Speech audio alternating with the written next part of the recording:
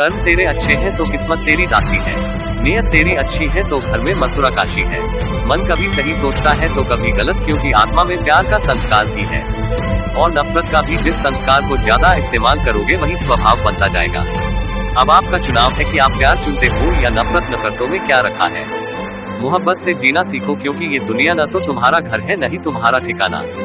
जब दिल में मैल, तबीयत में जिद और शब्दों में मुकाबला आ जाए तो ये तीनों जीत जाते हैं। तब रहते हैं तो सिर्फ रिश्ते।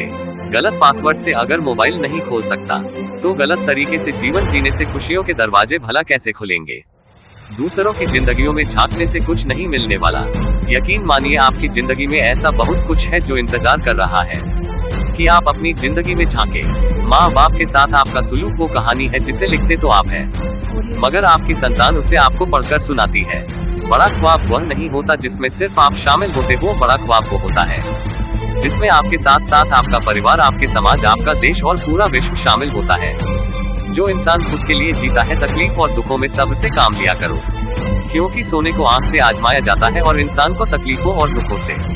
कभी यह मत सोचिए कि आप कुछ भी नहीं है, कभी यह भी मत सोचिए कि आप ही सब कुछ है। हमेशा यही सोचिए कि आप कुछ तो है जो बहुत कुछ कर सकते हैं।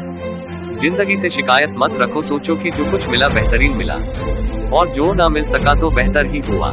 जब जिंदगी में सुकून कम हो जाए तो प्रार्थनाओं का वक्त बढ़ाया लो और ईश्वर से बात करो। अपने दुखों से निकलने का रास्ता उन्हीं से मांगो। अपने रब से अपनी कमजोरियों का सच्चे मन से जिक्र किया करो, वो उन्हें तुम्हारे ताकत बना देगा और उन्हीं से तुम्हें मजबूती और सफलता देगा। याद रखना कि मुश्किलें देने वालों से बड़ा होता है मुश्किलों से निकालने वाला। अगर यह बात समझ में आ जाए तो मुश्किलें ज्यादा दिन नहीं दिखती। मेहनत करो, क्योंकि मेहनत से शरीर तंदुरुस्त, दिमाग साफ, दिल उदार और जेब भरी रहती है। कुएं में उतरने के बाद बाल्टी झुकती है, लेकिन झुकने के बाद भरकर ही निकलती है। जीवन भी कुछ ऐसा ही है, जो झुकता है वह अवश्य कुछ न कुछ लेकर ही उठता है। यही जिंदगी जीने का सार है। जीवन भर अगर आपको नकारात्मक लोग मिल रहे हैं तो घबराए नहीं, क्योंकि अगर हम गुलाब की तरह खिलना चाहते हैं तो कार्टून से तालमेल की कला सीखनी ही पड़ेगी।